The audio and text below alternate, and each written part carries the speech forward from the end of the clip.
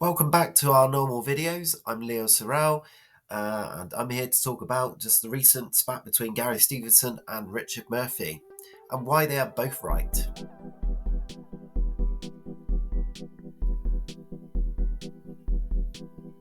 So, a debate has been brewing in the post-capitalist space, a conversation between two leading voices that some in the establishment are already trying to exploit. Gary Stevenson and Richard Murphy. The topic?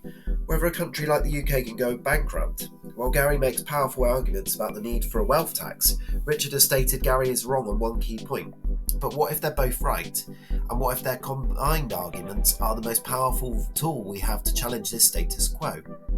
Well, today, we're building a united front. We'll show why Gary's solution is a necessary first step, while Richard's fundamental insight is the key to unlocking our economic future.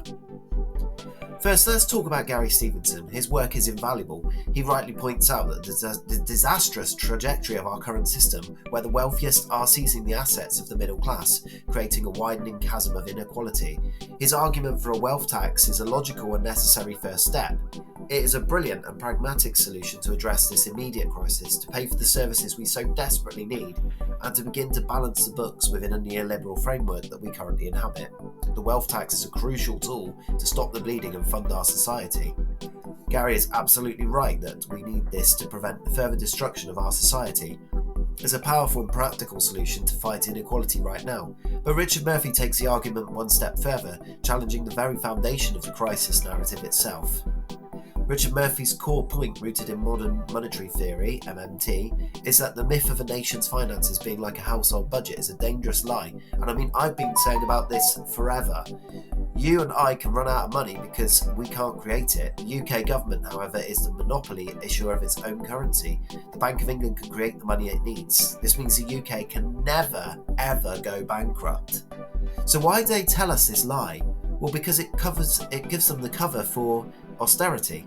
The UK is broke narrative justifies cutting public services, privatising the NHS, and telling us we can't afford things like better schools or a functioning welfare system.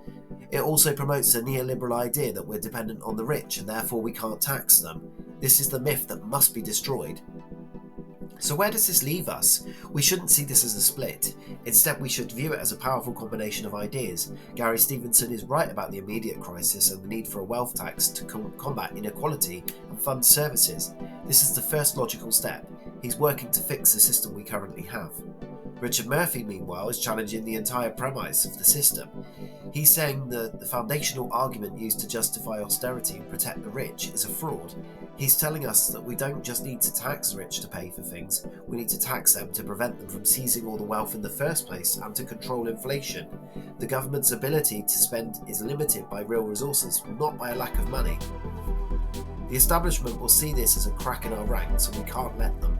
The post-capitalist movement needs both of these arguments. We need Gary's pragmatic and popular call for action, and we need Richard's fundamental truth that empowers us to say we can afford a better society.